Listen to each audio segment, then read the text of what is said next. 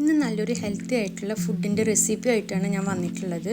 തൽബീനയാണ് ഇന്ന് ഉണ്ടാക്കാൻ പോകുന്നത്. അതെങ്ങനെ ഉണ്ടാക്കാൻ നോക്കാം. ഇത് ഓവർനൈറ്റ് സോക്ക് ചെയ്ത് വെച്ച ബാർലിയാണ്. അപ്പോൾ ഇത് വെച്ച് നമുക്ക് നല്ലൊരു ബ്രേക്ക്ഫാസ്റ്റ് ഡിഷ് ഉണ്ടാക്കാം. ഓട്സ് സ്മൂത്തി ഒക്കെ കുടിച്ച് മടുത്തവർക്ക് പരീക്ഷിക്കാൻ പറ്റിയ നല്ലൊരു ഡിഷാണിത്. കുക്കറിൽ ചെറിയ ഫ്ലെയിമിൽ ഒരു വിസിൽ വരുന്നത് വരെ ഏകദേശം 3/4 വേവ് വരെ ഞാൻ കുക്കറിൽ ഇത് വേവിച്ചതാണ്.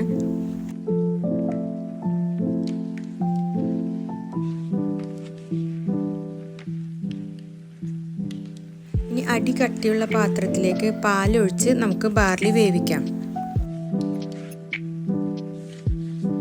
കൊളസ്ട്രോൾ, ഹൈപ്പർ ടെൻഷൻ, സ്ട്രെസ് എന്നീ പല അസുഖങ്ങൾക്കും പറ്റിയ നല്ലൊരു റെമഡിയാണ് ഈ തൽബീന.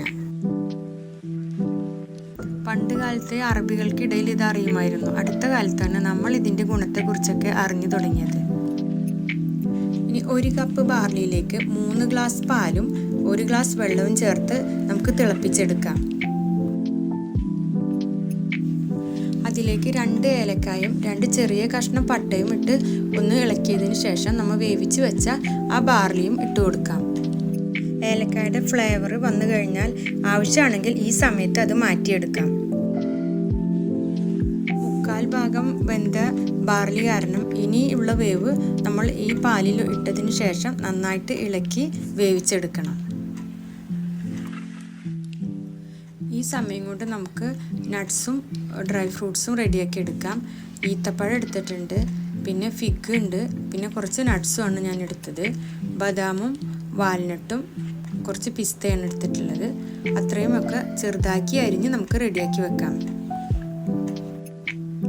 പാലും ബാർലിയും എല്ലാം നന്നായി വെന്ത് കുറുകി വരുമ്പോൾ നമുക്ക് ഇതെല്ലാം അതിലേക്ക് ഇട്ട് കൊടുക്കാം. ഇതെല്ലാം ചേർത്ത് നന്നായിട്ട് ഇളക്കി യോജിപ്പിച്ച് 2-3 മിനിറ്റ് തിളപ്പിച്ചാൽ നമ്മുടെ തൽബീന റെഡിയായി.